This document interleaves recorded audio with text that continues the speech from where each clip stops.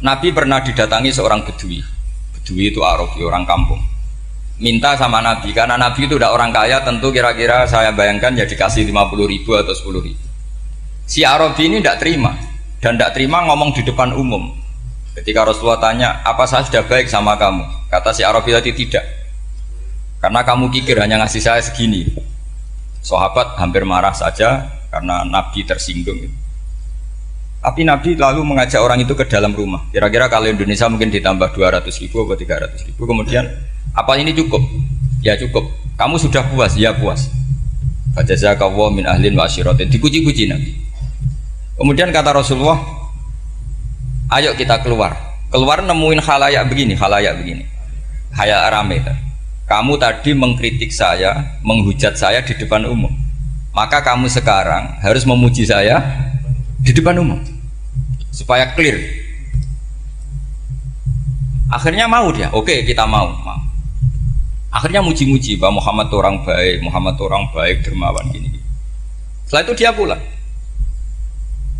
Hebatnya Rasulullah ketika pulang kata Nabi begini, sabda Nabi begini, kalau saja dia pas benci saya itu kok mati. Saya ulang lagi, kalau saja dia pas komentari saya buruk tadi kok mati, maka dia mati sebagai min ahlin nar karena berstatus pencaci maki Nabi. Akhirnya dia muji Nabi itu lewat disuap, lewat dikasih uang lagi.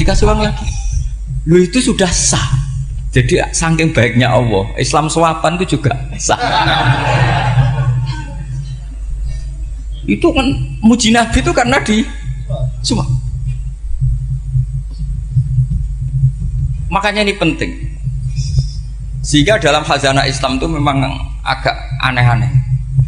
Jadi di antara ceritanya dalam hukum-hukum Islam itu ada orang fasiknya minta ampun, tapi minta karena iman sama hadis bahwa nanti kalau ada orang mati disaksikan orang dua, apalagi kalau 4 min ahlil jannah, maka dia min ahlil jannah. Itu dia fasiknya minta ampun, nyewa orang. Nanti kalau saya mati bilang saya orang baik. Betul. Setelah dia mati bayar. Ini baik. Satu kampung nggak ada yang percaya ini saksi bohong. Tapi sama Allah diampuni karena kesaksian suapan. Lalu berarti jangan ngalalo suap ya enggak, saya ada ngalalo suap, ngalalo sodakoh. Karena sekarang kalau ada caleg bayar katanya sodakoh. Ya sodakoh terpaksa. Ini penting saya utarakan karena apa? Allah itu menilai itu tidak sama dengan pikiran kita. Makanya kubu sebelah ini terlalu ekstrim, memaksa Allah berpikiran kayak dia. Satu karena kurang ngaji, nomor dua ya tadi emosinya lebih tinggi ketimbang intelektualnya. Ini penting saya utarakan. Ternyata orang yang nyuap tadi apa nilainya plus, yaitu dia iman sama dawe Rasulullah Shallallahu Alaihi Wasallam. Kalau yang namanya saksi itu penting, cuma dia mendapat cara itu lewat suap. Tapi kan iman kalau dawe Nabi itu benar, kalau ada saksinya pasti min ahlil jannah. Terus dia nyari saksi harus dibayar. Sekarang sama, iya 1 juta. Sekarang saya tanya di KPPS atau di mana-mana, saksi pemilu itu dibayar enggak? Dibayar sah apa enggak? Sah. Jadi kadang kebenaran itu harus dibayar. Ini penting saya utarakan karena ada orang perempuan cantik dirayu, digaji supaya main di klub, dibayar jadi orang maksiat. Lalu mungkin ada ustadz gaji dia, bayar dia supaya mondok. Gak tahu terusannya apa, terus dibayar apa enggak tahu saya.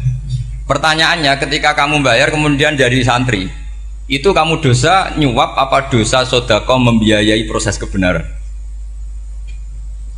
Sodako. Tapi kalau yang bayar untuk jadi pegawai klub maka membiayai kemaksiatan. Maka pembiayaan ini penting secara fikih, arahnya kemana? Ke hak apa ke batil? Sehingga di Fathul Mu'in diterangkan, misalnya ada orang layak jadi pemimpin dan kemudian rivalnya itu orang yang menyesatkan atau calon perusak bangsa, ya maka calon pemimpin yang soleh itu wajib berkompetisi meskipun bibadlil mal. Karena kalau yang mimpin orang fasik, kampung ini rusak. Kalau yang mimpin orang soleh, kalau nggak bayar juga nggak jadi, maka wajib bayar. Lah yang soleh bayar ini berstatus sedekah, tapi yang batil ini berstatus suap. Kenapa demikian? Karena yang namanya riswah atau ada yang baca ruswah adalah pembayaran untuk mengehakkan barang batil dan membatilkan barang hak. Sementara pembiayaan orang soleh adalah untuk memperkuat Nah orang tuh nggak tahu, yang ngajinya ndak hatam-hatam tuh taunya pokoknya ar-rosi wal murtasi benar. Tapi nggak pernah mikir lalu definisi riswah atau ruswah itu apa. Ini bukan provokasi supaya semua calon bupati gubernur nyuap, ndak, hanya nyuruh mereka sedekah saja. Jadi kalau nggak jadi, tapi sedekah betul ya, kalau nggak jadi ya tetap ikhlas, mau dari awal memang sedekah.